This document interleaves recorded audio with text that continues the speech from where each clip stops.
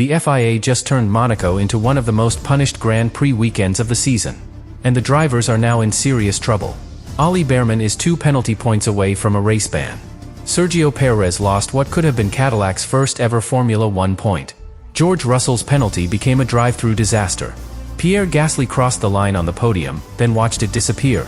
Hamilton, Piastri, Colapinto, Stroll, Hülkenberg, Ferrari, McLaren, Haas, Alpine, Cadillac, Mercedes, Aston Martin, and Audi all ended up inside the same storm. But the most explosive detail is not the number of sanctions. It is how small some of the offenses were. 60.1 km/h in the pit lane. Just 1/10 over the Monaco limit. That microscopic number helped rewrite the race, damage championship fights, and trigger Alpine's formal right of review. So now Formula 1 has a problem much bigger than penalties. Because when one Grand Prix produces grid drops, penalty points, drive-throughs, time penalties, reprimands, suspended fines, post-race demotions, and a podium lost after the checkered flag, the question is no longer just, who broke the rules? The real question is whether Monaco exposed a dangerous new reality. In modern Formula 1, you are not only racing the cars around you. You are racing the rulebook. Subscribe to the channel. Monaco is the one race where Formula 1 can look perfect on the surface, while everything underneath is falling apart. From the outside, it feels like the sport's greatest stage. The harbor is shining. The streets are packed. The balconies are full. The cameras catch the yachts, the helmets, the tunnel, the history, the glamour. It looks controlled, expensive, and untouchable. But inside the race, Monaco is never calm. It is a pressure chamber. The walls are too close. The corners are too tight. The pit lane is too narrow. The margin for error is almost nothing. A driver does not just race Monaco. He survives it, one decision at a time. And that is why the FIA's sanction wave hit so hard. Because at Monaco, a penalty does not feel like a small correction. It feels like a sentence. One grid drop can destroy a strategy before the lights go out. One drive-through can bury a driver in traffic forever. One post-race penalty can erase a result after the driver already believes he has earned it. One penalty point total can turn the next race into a threat. That is what made this Grand Prix different. The chaos did not wait for the race. It started before Sunday even arrived. Ollie Bearman became the first major warning sign. During Friday practice, he overtook another car under red flag conditions. In Formula 1, a red flag is one of the clearest signals in the sport. It means danger. It means slow down. It means the session has been stopped because something serious enough has happened. The stewards looked at Bearman's case and found no mitigating factor. No excuse strong enough. No situation that softened the offense. So the punishment came down heavily. A 10-place grid penalty. 2 penalty points. And suddenly, Bearman was not only starting Monaco in trouble. He was carrying something much more dangerous into the rest of the season. 10 penalty points. Just 2 away from an automatic race ban. That number matters because it changes how a driver has to think. A normal driver can attack and defend knowing that mistakes are costly. Bearman now has to race knowing one more major incident could push him toward the edge. Every move becomes heavier. Every restart becomes more dangerous. Every wheel-to-wheel fight carries a question behind it. Can he risk it? Or does the penalty record force him to back out? That is not just a punishment for Monaco. That is a shadow over the races ahead. And that was only the beginning. Charles Leclerc also found himself inside the stewards' process after impeding Liam Lawson during practice. Ferrari's communication created confusion. Leclerc was told about gaps to 2 cars, but the message led him to believe the spacing was different from reality. The stewards accepted that the issue came from communication, not malice, so Ferrari received an official warning and was told to revise its communication protocols. That sounds small. But in a weekend like Monaco, small procedural problems become part of a bigger pattern. Because this was not just about one driver blocking another. It was about teams, messages, timing, and responsibility. It showed how quickly a simple radio instruction can become a regulatory problem when the margins are tight and the track gives no space for hesitation. Lawson himself was investigated too, after crossing the pit exit line against a red light. But he escaped punishment because the stewards accepted he had less than a second to react, and stopping would have placed him on a live track. That decision is important. Because it proved the FIA could consider context. It proved the rulebook was not always blind. And that is exactly why the later penalties became so controversial. If context could matter in one moment, why did so many drivers feel it disappeared when the pit lane sanctions arrived? The weekend continued building pressure through smaller punishments too. Ferrari and McLaren were hit with suspended fines after Charles Leclerc and Lando Norris arrived late to the mandatory Thursday press conference. Those fines were aimed at the teams, because the regulations place responsibility on the teams for making sure their drivers attend.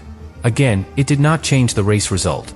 But it added to the feeling that Monaco was already being controlled by procedure. Warnings, fines, investigations, reports, timing, responsibility. Before the Grand Prix had even started, the rulebook was already one of the main characters. And then Sergio Perez walked into a nightmare. For Cadillac, Monaco was supposed to be a chance at history. The team was still chasing its first Formula One championship point. 1 point may sound small to fans watching the front of the grid, but for a new team, 1 point is proof of life. It tells the paddock that the project is real. It tells sponsors, engineers, mechanics, and investors that the team is not just filling space on the grid. Perez had a chance to give Cadillac that moment. Then the sanctions took it away. At the start, Perez lined up in the wrong position. He moved into a grid slot that had been vacated because Gabriel Bortolito started from the pit lane. At Monaco, that matters more than almost anywhere else, because track position is everything. A starting box is not just a painted rectangle. It is a possible race advantage. The stewards judged it as a very significant advantage. The punishment was a drive-through penalty. At Monaco, a drive-through is brutal. The driver has to come through the pit lane at restricted speed, then rejoin the race with no fresh tires, no repair, no strategic benefit. It is pure time loss. And on a circuit where overtaking is almost impossible, pure time loss can feel like being removed from the race. For Perez, that first punishment nearly killed the dream. But Monaco was not finished. After the red flag restart, Perez was punished again because his front right wheel was outside the starting box. This time, the FIA issued a 10-second post-race penalty. That dropped him from what had looked like 10th place, down to 15th. And with that, Cadillac's first point disappeared. That is the emotional damage of sanctions. The timing screen can give a team hope, then the post-race classification can take it away. The garage can feel the possibility of history, then learn that the result no longer exists. For Perez, there was even more paperwork. He also received an official reprimand for performing a practice start in the wrong location during his reconnaissance lap. One reprimand does not destroy a season, but it sits on the record. It becomes a warning. It becomes another reminder that every small procedural detail is being watched. That is why Monaco felt so suffocating. Drivers were not just racing. They were being judged from every angle. Before the race, during the race, at the restart, after the checkered flag. And still, the biggest storm was waiting in the pit lane. The Monaco pit lane speed limit is 60 km per hour. That limit exists because the pit lane is narrow, short, and crowded. Mechanics stand close to the cars. Officials are nearby. Equipment fills the space. A car moving too fast there can become a serious safety threat. So the rule itself is not the problem. The problem is what happened when the rule was enforced. 5 drivers were hit with pit lane speeding penalties. Lewis Hamilton, George Russell, Pierre Gasly, Franco Colapinto, Oscar Piastri. That is not one mistake. That is not one team misunderstanding the procedure. That is not one driver forgetting the limiter. That is a pattern. And the number at the center of that pattern was shocking. 60.1 kilometers per hour. Just 1/10 over the limit. In daily life, that margin feels invisible. It is the kind of difference no person could judge with the naked eye. It does not sound like danger. It does not sound like recklessness. It sounds like a measurement living on the edge of a calculation. But in Formula One, 1/10 can carry the weight of a hammer. Hamilton received a 5-second penalty, though he managed to keep second place after a safety car infringement investigation ended with no further action. Piastri received his own 5-second penalty but still salvaged 4th for McLaren. Colapinto was penalized and finished outside the points. But for George Russell and Pierre Gasly, the consequences were far worse. Russell's 5-second penalty became the first domino in a race-destroying chain. He was supposed to serve the time penalty at his next pit stop. Under the rules, the car must sit stationary for the required time before the mechanics begin work. But Mercedes failed to serve it properly. The stop happened, the penalty was not correctly taken, and the regulations escalated the situation. Russell was handed a drive-through. At Monaco, that is close to a race-ending sanction. He finished 12th. And his frustration was not just about the final position. It was about how quickly a tiny pit lane reading became a disaster. One small infringement became 5 seconds. 5 seconds became a procedural requirement. The procedural requirement was missed. The missed requirement became a drive-through. The drive-through destroyed the race. That is how Monaco turned small problems into major damage. Russell's championship hopes took another hit. Kimi Antonelli was already extending his lead with another victory. Hamilton's second place gave Ferrari valuable momentum. Russell needed points, but instead left with a result shaped by penalty procedure. And when a driver feels the first penalty itself is questionable, every consequence after that becomes harder to accept. That is the deeper issue. The FIA can say Russell failed to serve the penalty correctly. Mercedes can accept that the team made an operational error. The stewards can apply the drive-through under the regulations. All of that can be true. But the original question still remains. Why were so many drivers getting the same pit lane penalty in the same race? That question becomes even louder when you look at Gasly. Pierre Gasly crossed the line in third place. At Monaco. For Alpine. That should have been one of the emotional highlights of the season. A midfield team standing on the podium at the most prestigious race on the calendar. A driver turning chaos into reward. A result that could lift an entire garage. But after the race, the FIA applied 2 5-second penalties for pit lane speeding. 10 seconds total. Gasly dropped from 3rd to 7th. The podium disappeared. And that kind of loss is not just sporting. It is personal. A driver can spend years waiting for a Monaco podium chance. It may not come again. The race can be run perfectly, the strategy can work, the driver can survive the pressure, and still, the final classification can take the moment away after the flag. Gasly said the penalties robbed him and Alpine of a deserved podium. Alpine did not simply accept it. The team lodged a formal right of review. That is where the story moves from frustration into legal territory. A right of review is not just a team saying it disagrees. Alpine has to present evidence that is significant, relevant, and new, something that was not available when the original decision was made. That is a high bar. And it matters because the outcome could change the classification. If Alpine succeeds, Gasly could potentially be restored to the podium. That would change points, pride, and the commercial value of the result. But it would also open a bigger door. Because if Gasly's pit lane penalties are reconsidered, every other driver penalized in the same wave has a reason to look again.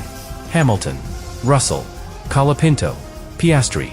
If the monitoring system or method is questioned for one, the doubt does not stay politely in one garage. It spreads. That is what makes the pit lane speeding epidemic so dangerous for the FIA.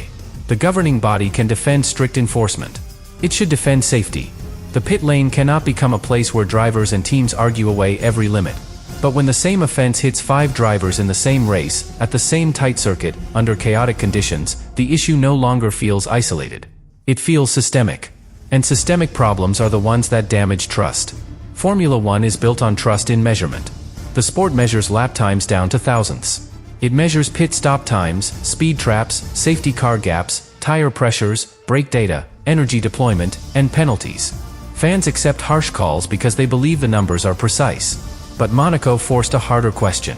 Can a number be precise and still fail to tell the whole story?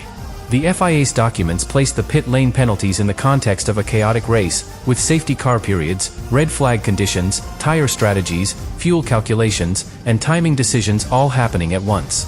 That context helps explain why the pit lane became a pressure point. But it also makes the enforcement question sharper. Because in the most chaotic moments, the rules need to be clearest. Drivers cannot be left guessing. Teams cannot be left wondering whether the monitoring system is catching real danger or punishing microscopic margins. Fans cannot be left feeling that the podium was decided by a number nobody fully trusts. That is why the discussion after Monaco turned toward whether driver briefings and monitoring systems need revision. Not because pit lane speeding should be ignored, but because when 1/10 of a kilometer per hour becomes enough to reshape the race, everyone needs confidence that the measurement is beyond doubt. And after Monaco, confidence was exactly what the paddock lacked. Lance Stroll's case added another layer to the sanction-heavy weekend. He received a 5-second penalty for track limits, then later crashed into the barriers after the red flag and standing restart, ending his race and bringing more disruption.